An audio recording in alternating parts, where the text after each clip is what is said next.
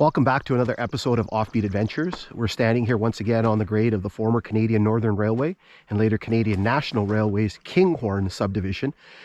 We are just on the west side of what is known as Kenogamisis Dam Road.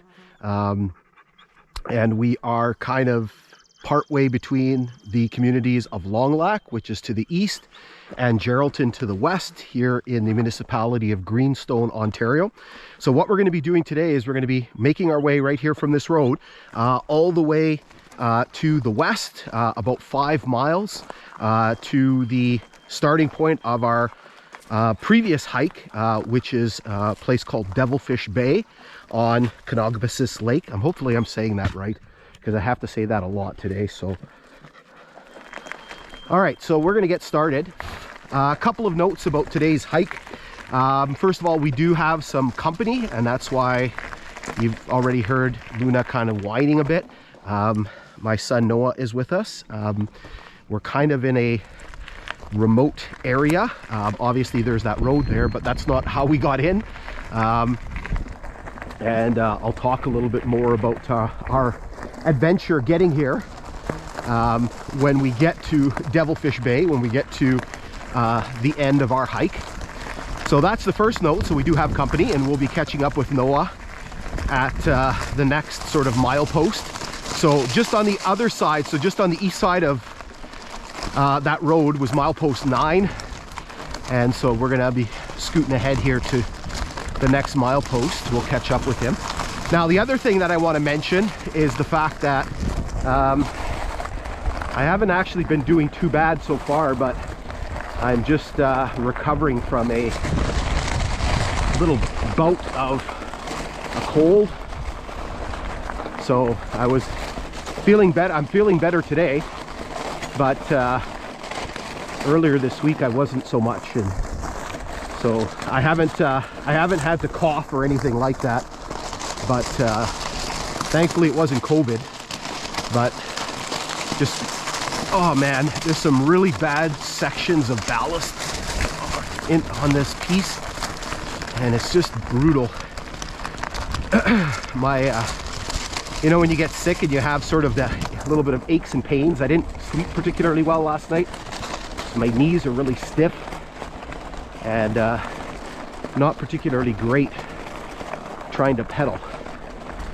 Okay, so while we have a moment here, what we're going to do is we're going to do our usual history lesson.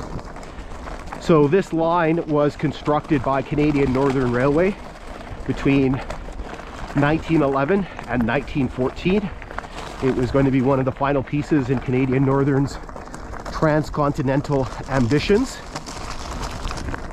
The Canadian Northern Railway Company got its start back in Manitoba in 1896, buying up some old railway charters and a few railway lines and things like that. Their first big project was the construction of a line between the then city of Port Arthur, which is now Thunder Bay, and Winnipeg. And that line was completed between 1899 and 1902. Now, once they had that kind of foundational line, they began expanding all over the prairies, particularly the northern part of the prairies. And Canadian Northern sort of became synonymous with, you know, being the railway line of the northern prairies. There's the cough. And eventually they also started building north from Toronto, again acquiring some lines and constructing some trackage as well, and eventually they reached up into the Sudbury area.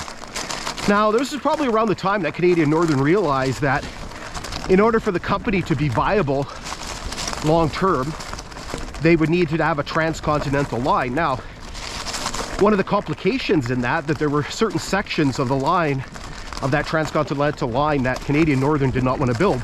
One of them was this section. So they were very, very sort of hesitant to build between the Sudbury area, specifically Ruel, where the end of steel was, and Port Arthur, because the construction was going to be very difficult and therefore very expensive.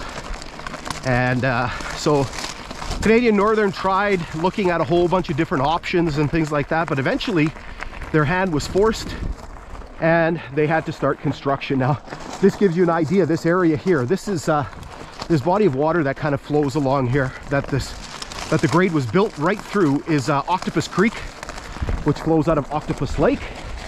And at Octopus Lake was Octopus Station. Why that was all called Octopus, I don't know, but that's what it's called. And so here you can see this very Northern Ontario Canadian Shield geography here. So as I mentioned, eventually their hand was forced and Canadian Northern had to build because they couldn't sort of find any alternatives. So again, construction lasted from 1911 till 1914. So on New Year's Day 1914, the last spike was driven, and then the line opened for traffic in 1950. Now unfortunately, a few years later, Canadian Northern started running into financial difficulties due to a number of things. For example, construction costs on sections like this and through the mountains of British Columbia, and as well a lot of the financial pressures of World War I, which was going on at the time. And so by 1917 the company was essentially bankrupt and had to be taken over by the Canadian government. And a year later, in 1918, Canadian Northern was forced to merge or amalgamate, whatever descriptor you want to use, with a bunch of other bankrupt Canadian government-owned rail lines known as the Canadian Government Railways. And that merger produced Canadian National Railways. And the nationalization process took about 5 years. And so that was completed by 1923. See lots of remnants here, lots of track plates and spikes and other things kind of lying around. Now, as part of the nationalization process, Canadian National started sort of looking at all their lines, and one of the things that it actually had been proposed well beforehand, but one of the things they decided to do was just to the east of us, right? So again, we're kind of approaching milepost 10 here, so just 10 miles to the east of us at Long Lac. At Long Lac, the Canadian Northern line approached within 30 miles of another rail line which had been built by the Canadian government and was going to be part of a Grand Trunk sort of rail line. Here you can see, sorry, interrupt myself here, lots of wild strawberries growing beside the grade. They're very, very little, but they're very, very sweet. And you know who else likes these?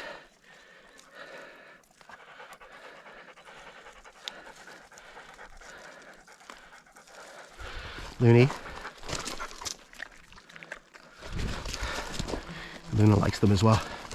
All right, so as I was saying, basically Long Lac was within 30 miles of the National Transcontinental Line, which had also been taken over by CN. So what CN decided to do was they decided to build a piece of rail line connecting the two lines. And the reason why they wanted to do that was because, sorry, lost my train of thought here. Essentially, it would shorten the run between Toronto and Winnipeg. So the Canadian Northern line, which we're on, basically heads west from here and then has to curve to the south around Lake Nipigon, head down into what is today Thunder Bay, and then kind of go west towards Winnipeg.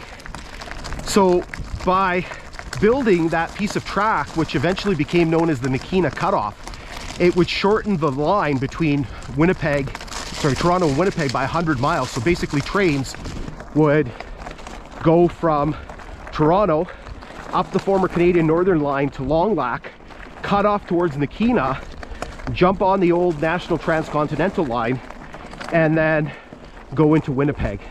And so what that did was that basically relegated this line to secondary status. And so this line was originally called the Long Lake Subdivision of Canadian Northern Railway. Eventually it became the Long Lac Subdivision. And then in 1925, its name was changed once again to the Kinghorn Subdivision. And it basically, the Kinghorn ran from Long Lac to Jellicoe, which is to the west of us. And it continued to operate until 1960, when CN went through a bunch of changes again, adopted their very modern, iconic logo, and they consolidated a bunch of lines, including this one. So the Kinghorn Subdivision was merged with the more westerly Dorian Subdivision, and it created one line from Long Lac to Port Arthur, eventually Thunder Bay. That became known as the Kinghorn Subdivision. And the Kinghorn operated until 2005, when Canadian National decided to discontinue service. And starting in 2008, they began pulling up the rails, and that process was complete by 2010. All right, so we've arrived at our first stopping point. You see Noah's waiting here for us. So what we have here is we have a small little trestle crossing over Octopus Creek. So we're going to hold up here for a second, and then we're just going to continue our journey. All right, so what we're going to do is we'll make our way across this trestle. The trestle itself is not particularly big. Let me get a number for you here.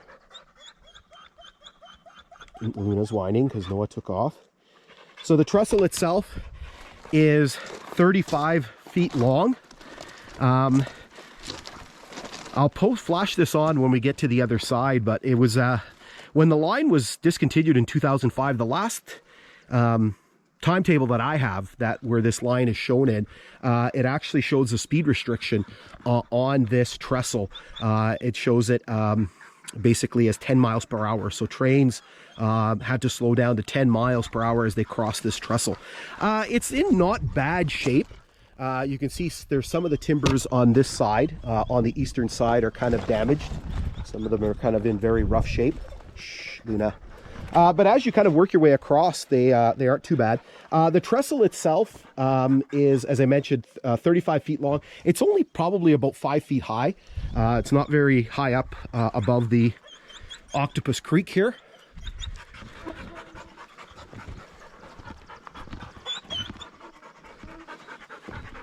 And we work our way across to the other side here. Okay, so what I'm going to do is I'm going to show you that speed restriction, and then we're going to drop down and take a look at the structure.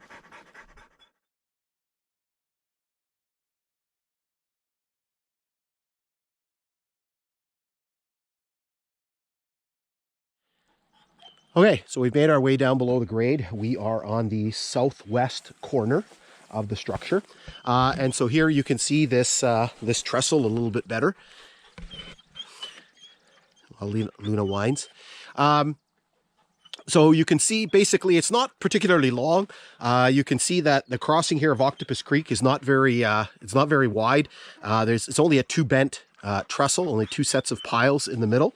Down here we can actually see, if we can get close enough, we can actually see some of the piles from one of the previous structures.